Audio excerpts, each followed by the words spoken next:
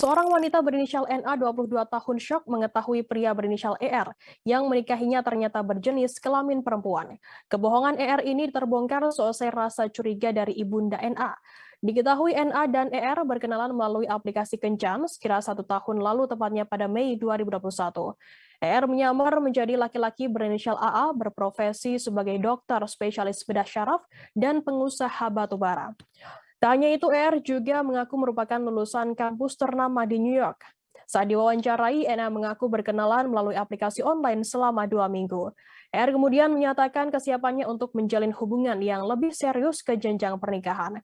Bahkan ER sempat mengenalkan keluarganya kepada NA lewat video call. Membuktikan keseriusannya, ER mengaku akan melamar NA lalu mengajaknya menikah.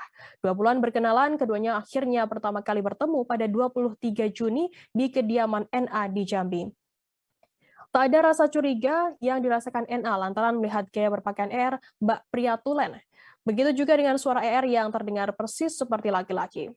Pernikahan siri antara NA dan ER pun dilangsungkan pada malam hari tanpa adanya identitas. Kala itu ER hanya membawa 4 orang keluarga yang setelah diketahui ternyata bohong semata. Layaknya pengantin baru, ER dan NA hidup bahagia selama sebulan pernikahan hingga kejanggalan mulai muncul. Kejanggalan itu dirasakan ibunda NA alias mertua ER berinisial S. Ibunda NA merasa ada yang tidak beres setelah sadar menantunya tak pernah lepas baju ketika mandi. Hingga pada suatu waktu, S meminta menantunya tersebut untuk melepas baju ketika mandi.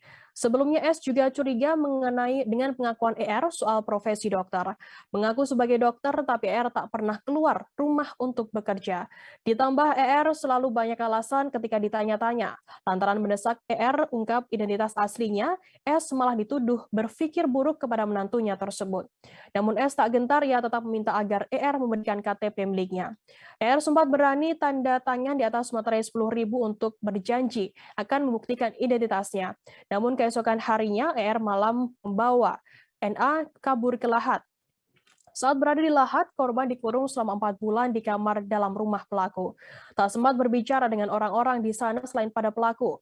Ibu NAS yang takut kemudian melapor kecurigaannya ke polisi sehingga saat ini kasus tersebut sudah sampai ke tahap persidangan di Kejaksaan Negeri Jambi. S sendiri berharap pelaku dijerat pasal berlapis karena telah memalsukan identitas, melakukan penipuan untuk mendapatkan uang hingga ratusan juta rupiah. Atas perbuatan terdakwa sebagaimana diatur dan diancam pidana dalam pasal 93, contoh pasal 28 ayat 7 Undang-Undang Nomor 12 Tahun 2012 tentang Pendidikan Tinggi. Jangan lupa subscribe, share, komen, dan like ya.